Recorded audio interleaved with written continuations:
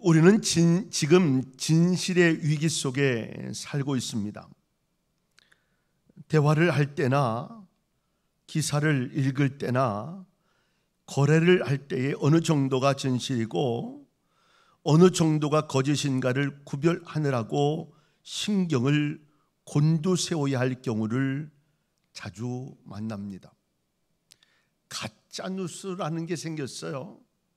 그럴듯하게 뉴스같이 만들어놨어요. 그래서 많은 사람들이 막 깜짝 놀라 큰일 났다고 큰일 나고 했는데 나중에 보니까 가짜 뉴스였어요.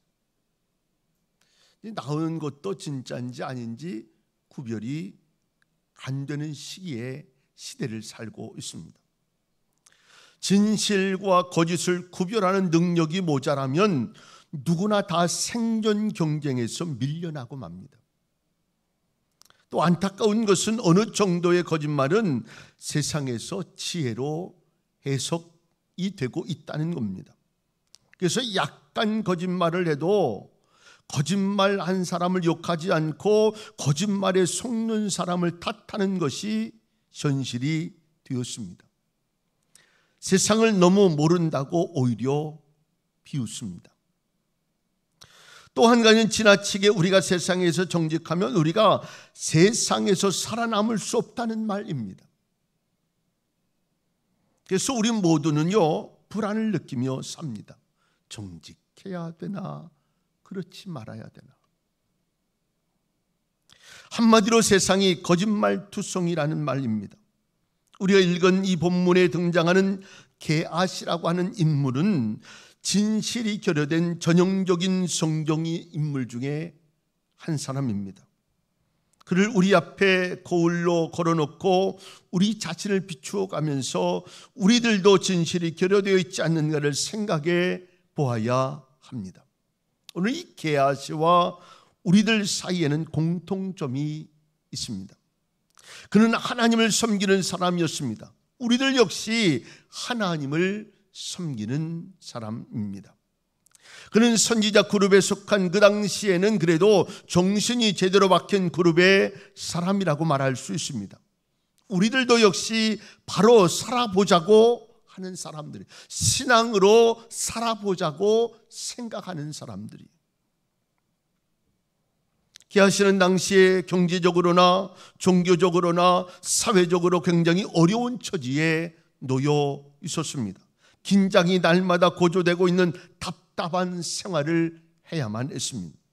우리들도 역시 세계적인 환경으로 보나 국내적인 상황으로 보나 안심할 수 없는 위압감을 가지고 사는 사람들이. 이런 입장에서 게하시와 우리는 통합니다. 그 사람의 사건은 바로 내 사건이고 그 사람의 교훈은 나의 교훈이 될 수 있다는 말입니다. 오늘 본문의 내용은 이스라엘과 이웃하고 있는 아람 나라의 권세를 쥐고 있는 국방장관이었던 나만이라고 하는 사람의 이야기입니다. 그는 나병에 걸렸어요. 문둥병에 걸렸습니다. 지금은 암이 불치병이지만 그 당시에는 이 나병은 불치병이에요. 그냥 걸리면 죽는 거예요. 어떤 일인지 다 해보았지만 병을 고칠 수가 없었어요. 여기저기 알아보고 수소문하고 돈을 가지고 해보기도 하고 했는데 다 고칠 수가 없었어요. 다 소용이 없었어요. 그러다가 이스라엘의 엘리사라고 하는 사람이 아주 굉장한 기적을 행한다는 말을 듣고서 찾아와서 고쳐줄 것을 요청을 하죠. 그때 엘리사가 그에게 종을 시켜 말하기를 요단강에 가서 7번 몸을 씻으라 그러면 낫게 되리라 라고 이야기해 줬어요. 처음에 나만은 너무나 마음이 상해서 돌아가려고 했습니다. 나와 보지도 않고 요단강에 가서 7번 씻으라 라고 하는 말을 들으니까 자존심도 상하고, 그렇게 하고 있을 때에 지혜로운 종이 권유를 합니다. 요단강이 얼마 되지 않은데 가서 해보시죠. 정말 7번을 목욕하고 나왔는데 깨끗해졌어요. 어린 아이와 같은 몸이 되었다라고 성경은 말씀합니다. 너무나 감격해서 자기가 가지고 온 거액의 선물을 엘리사에게 놓고 받아달라고 간청을 하죠.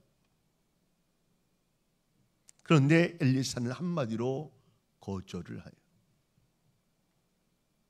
여기서부터 문제는 시작이 됩니다. 나만이 떠난 다음에 엘리사의 시종을 들은 이 게하시가 마음이 몹시 상했어요. 가만히 생각해보면 자기가 마음이 상할 이유가 없어. 근데 마음이 상했어. 아니 왜 이런 좋은 기회를 우리 선생님은 놓칠까? 이렇게 가난하고 고된 생활을 하는데 왜 그 사람을 그대로 보내? 아니 달라고 하는 것도 아니고 가져왔는데 그냥 받으시면 되지.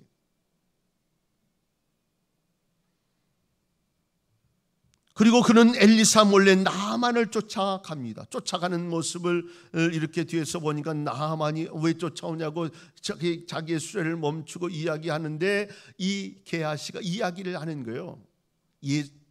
우리 선생님이 이야기하는데 제자들이 저 멀리서 왔는데 그를 도와야 하는 돈도 좀 필요하고 옷도 좀 필요하다.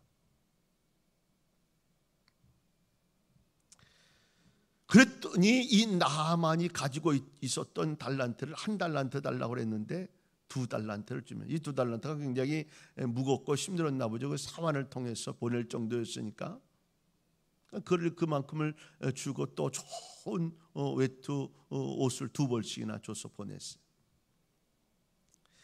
그리고 자기 집에 숨겨 놓았습니다. 엘리사가 묻습니다. 어디 갔다 오느냐라고 묻자 그는 아무데도 가지 않았다라고 거짓말을 하죠. 드디어 그에게 무서운 하나님의 심판이 임합니다. 그에게뿐만 아니라 그의 자손이 계속해서 문둥병이 걸린다고 큰 저주를 받고 엘리사 앞에서 쫓겨나고만. 이것이 오늘 본문의 내용이에요. 오늘 이 본문에서 우리 몇 가지를 생각해 보아야 합니다. 첫째로 게하시라는 사람은 어떤 사람이었는가 하는 거예요. 당시 게하시의 선생님이었던 엘리사는요, 이스라엘의 정신적 지주였습니다. 바로 살아보려고 하는 젊은이들이 많이 모였어요. 그리고 그를 따르겠다고 배우겠다고 와서 간청을 합니다. 한마디로 이야기하면 이스라엘 백성들의 우상이었고 자랑이었습니다. 많은 사람들이 모여서 그들을 다 수용할 수 없을 정도가 되어져서 또 신축을 해야 하는 그런 지경에까지 이를 정도로 많은 사람들이 모였어요.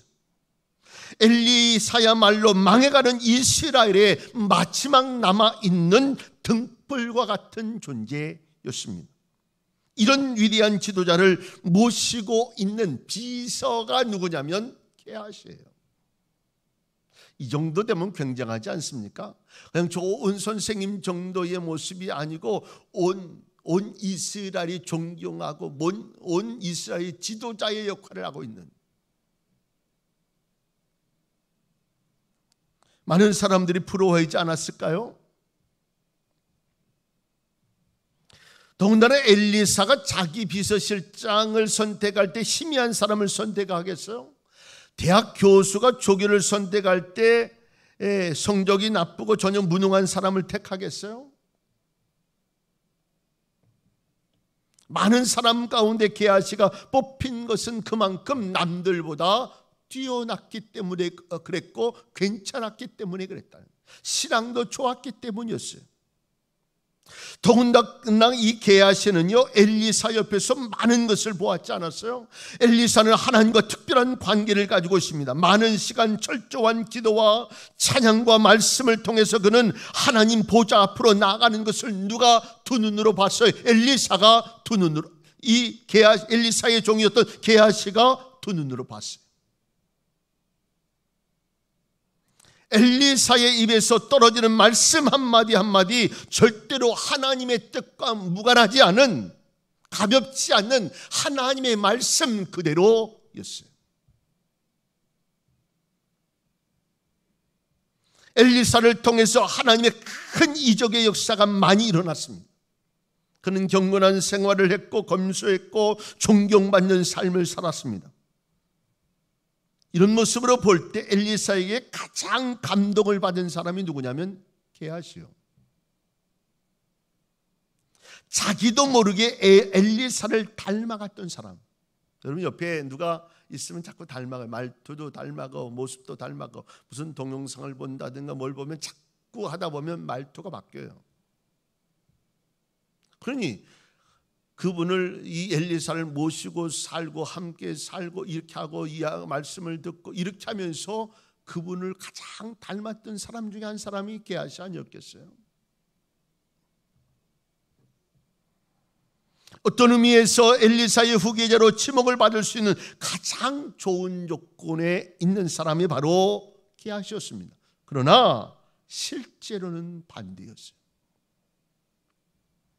엘리사가 하나님의 자녀였다면 게하시는 마귀의 자녀였습니다. 엘리사가 경건한 생활을 추구했다면 게하시는 세속적인 삶을 추구한 사람이었습니다. 엘리사가 하나님 중심이었다면 게하시는 자기 중심이었어요.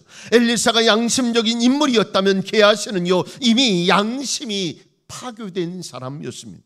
어떻게 이런 일이 있을 수 있습니까?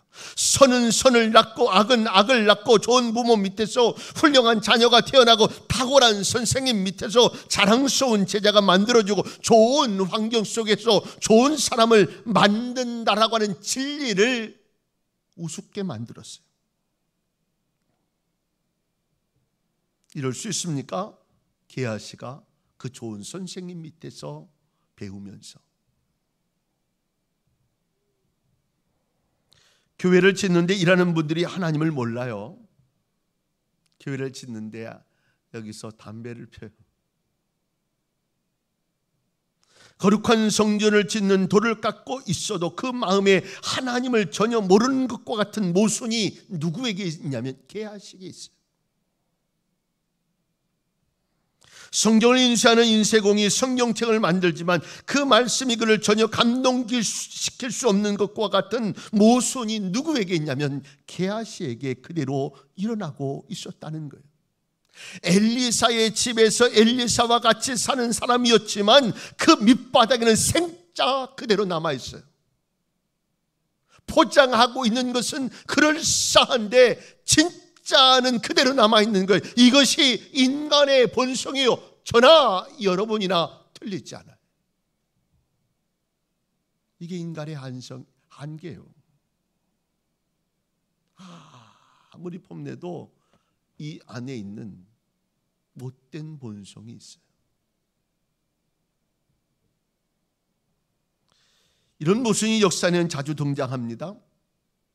종교개혁자 루터나 또 칼빈이나 또 영국을 뒤집어 놓았던 웨슬리나 이런 사람들이 집권 중에 비양심적인 사람들이 있었다는 거예요. 참 희한하죠. 예수님의 12 제자 가운데 하나였던 가룟 유다 보세요.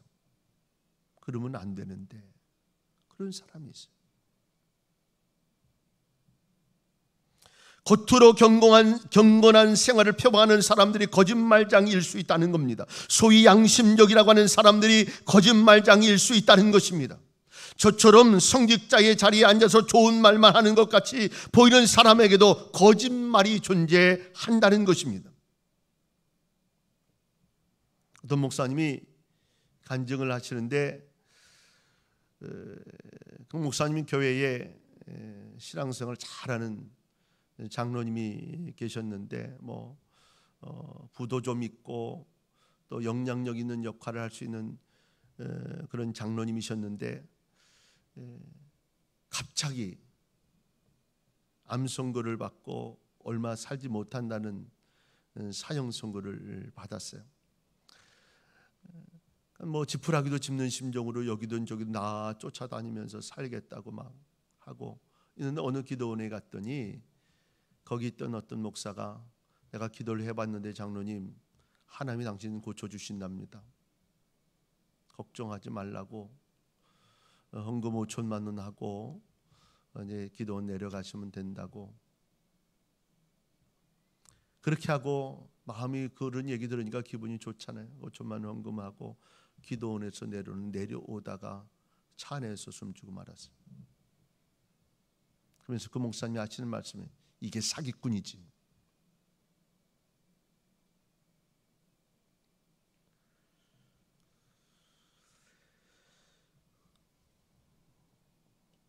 심지어는 목사도 그럴 수 있다는 거죠.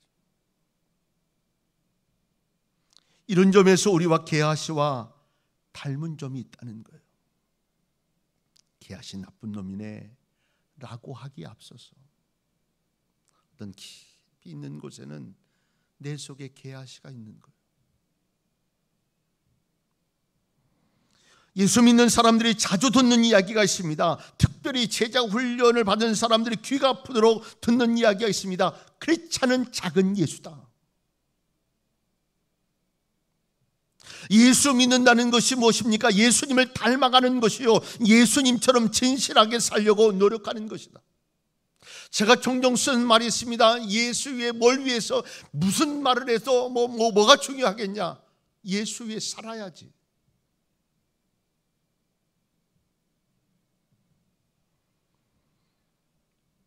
그러므로 예수 믿는 사람은 거짓을 말하는 사람이 아니라 진실해야 되고 모든 사람에게 신뢰를 받을 수 있는 인격과 삶을 가져야 된다고. 게하시는 우리에게 교훈합니다. 그렇게 겉으로 신실한 것처럼 보이는 사람에게 숨은 거짓이 있다는 것, 이것을 우리가 경계해야 합니다. 이 경계하지 않으면 어느 순간에 내가 게하시가 하고 있는 일을 하고 있다는 거예요.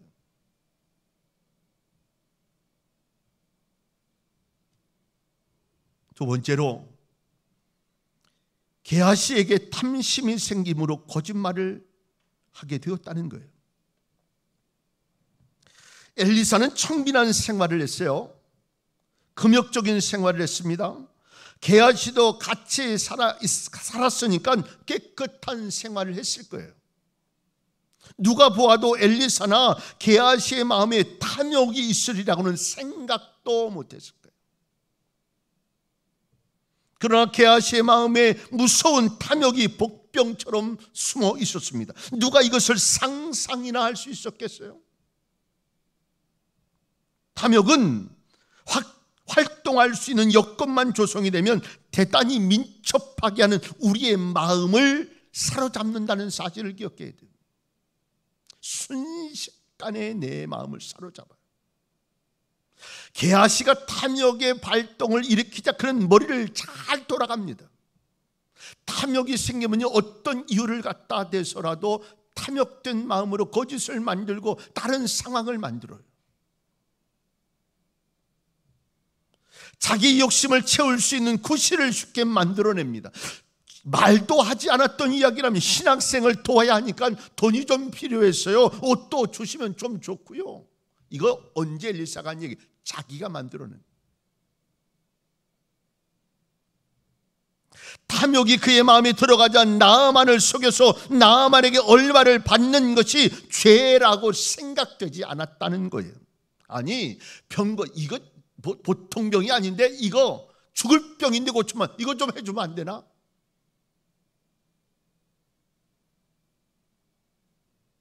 이게 죄라고 생각하지 않은 거예요. 그래서 엘리사에게 말하지도 않고 간 거예요. 게하시에게 탐욕이 제거되지 않는 것처럼 오늘 우리에게도 탐욕이 남아있지 않은지 점검해 보아야 합니다. 아무리 내가 기도하고 말씀으로 살고 은혜로 산다고 해도 순식간에 탐욕이 내 마음을 사로잡을 수 있어요.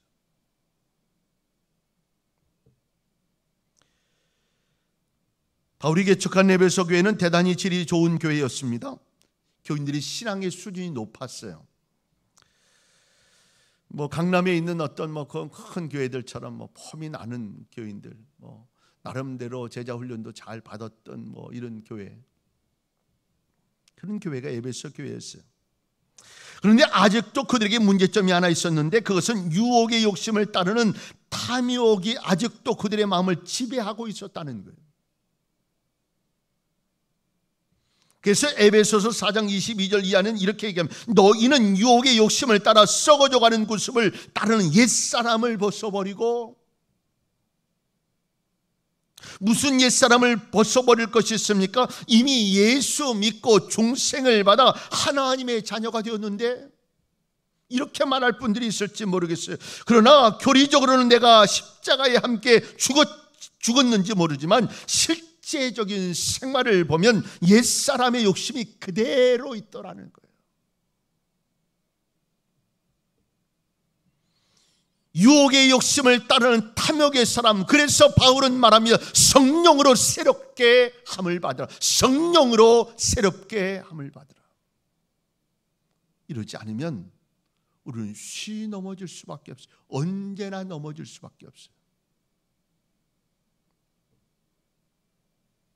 다윗도 말합니다. 내 속에 정한 마음을 창조해 주옵소서. 내 안에 정직한 영을 새롭게 하옵소서. 우르우슬초로 나를 깨끗게 씻어 주옵소서. 내 마음이 더러워요 주여, 나를 새롭게 하소서.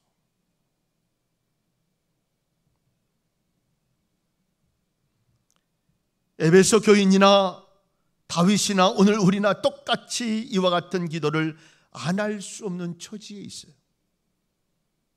그래서 기도를 멈추고 하나님을 향한 하나님을 하나님을 의지하는 모습을 멈추면 순식간에 사단의 종노릇하는 사람이 되는 거예요.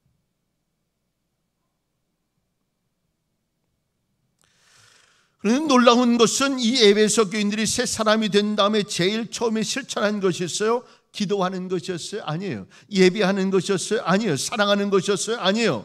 이렇게 표현하면 그런즉 거짓을 버리고 그 이웃으로 더불어 참된 것을 말하라.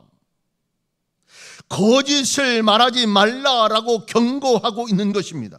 오늘 본문은 하나님을 믿고 새 사람이 되어서 가장 변화될 부분은 진실을 말하는 것, 진실하라라고 우리에게 말씀하고 있는 거예요. 사랑하는 여러분, 우리는 이미 탐욕을 십자가에 못 박지 않았습니까? 그런데 이 탐욕이 자꾸 고개를 들어요. 탐욕이 내 속에 있는 이상 나는 언제든 거짓말할 수 있는 사람이라는 사실을 명심해야 돼요. 그래서 사실 없을 때보다 있을 때가 더 위험해요. 하나님 없다 할 거거든요. 내가 열심히 노력해서 얻었다 할 거거든요. 내가 능력이 있다고 얘기할 거거든요. 앤드류 훌러라고 하는 사람은 금방을 찾아가서 금덩이를 들고 주인에게 이렇게 이야기했어요. 내가 이 황금 덩어리를 손에 쥐고 있을 동안에는 이 황금이 나를 해치지 못할 것입니다. 그러나 이 황금을 내 마음에 담으면 나는 망하고 말 겁니다. 여기에 늘 그것만 가지고 있으면 우리 인생 망한다는 거예요. 어느 누구도 예외가 없다는 거예요. 신앙으로 믿음으로 살려고 했던 게하시도 어느 순간에 순식간에 가룟 유다의 마음에 생기는 순식간의 마음이 탐욕의 마음으로 가득 찼어요.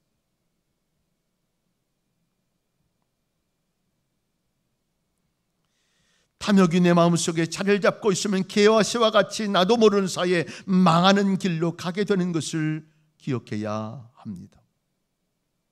마지막으로 거짓에 대한 하나님의 심판입니다. 나만의 나병이 게하시게 옮겼습니다. 너무나 가혹하다고 생각하지 않습니까? 거짓말 한마디 했는데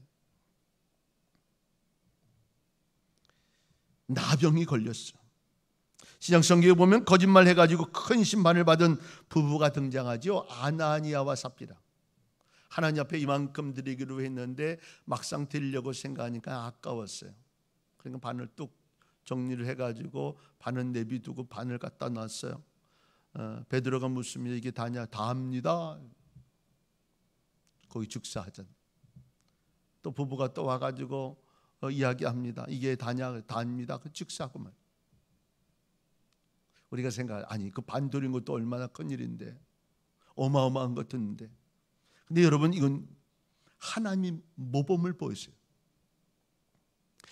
초대교회가 막 성장하고 막 움직여지고 막 이렇게 움직여질 때에 하나님 앞에 거짓된 모습으로 가는 게 본보기로 보이십니다. 하나님의 영광을 가릴 그 일을 없애시는 거예요.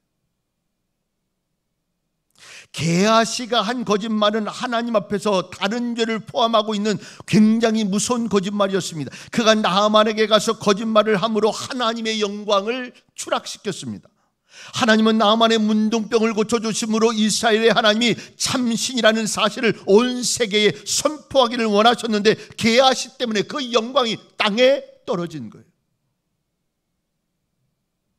게하시에게 옷 2벌과 은 2달란트를 주고 나아만이 떠나가면서 나아만이 어떤 생각을 했을까요? 나병을 고칠 수 있을지 모르지만 역시 이스라엘 여호와도 돈밖에 몰라, 이렇게.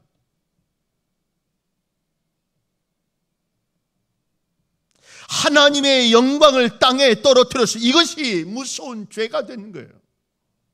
그래서 우리는 하나님 앞에 죄가 되지 않을까 고민하고 애쓰면서 하나님 앞에 온전히 서는 사람들이 되어야 합니다.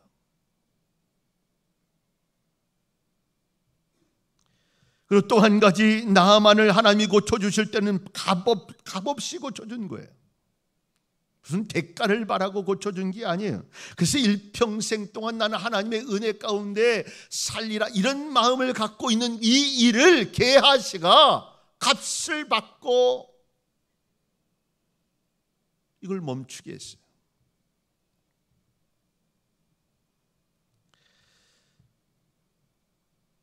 하나님이 그래서 그에게 진노하셨고 무서운 심판을 내리신 거예요. 우리는 거짓말을 가볍게 여깁니다. 가벼운 거짓말이야 뭐 사람이든 누구나 하는데 라고 생각하죠. 어쩔 수 없는 상황일지도 모릅니다. 그러나 우리가 한 가지 기억해야 할 것은 거짓말을 하나님이 미워하신다는 거예요. 더군다나 하나님의 영광을 실추시키는 거짓은 말할 것도 없어요.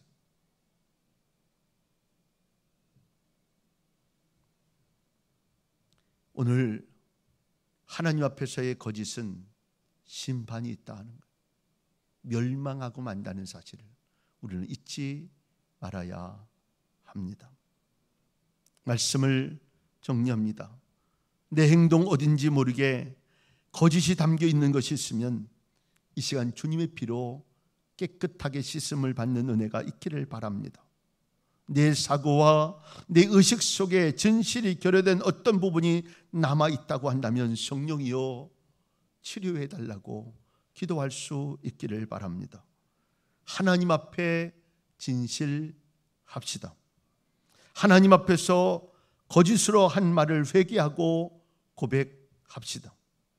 그리고 사람들 앞에서 하나님 앞에 장담했던 잘못된 것들 회개하면서 내 자신을 되돌아보고 하나님 앞에 바로 서는 저와 여러분 되어질 수 있는 진정한 크리스찬, 진실한 크리스찬의 삶을, 성도의 삶을 사는 저와 여러분 될 수 있기를 주의 이름으로 축원합니다.